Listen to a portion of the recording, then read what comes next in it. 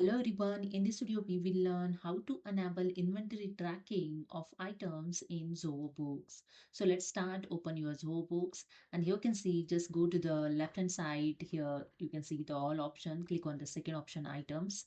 Just click on the items and here you can see the all item list will display. Okay. To enable the inventory tracking, go to the right hand side and click on the three dot more action and click on the preference settings option. Okay.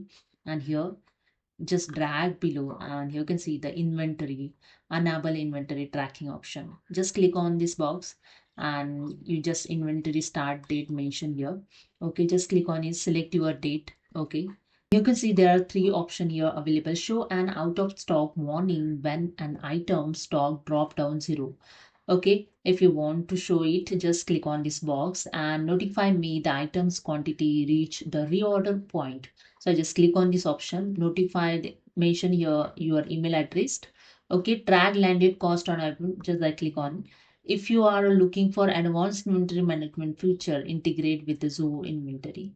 Okay, after the selection, just click on the save and that's it. This is a way you can enable your inventory tracking. Okay, I just close this setting and that's it.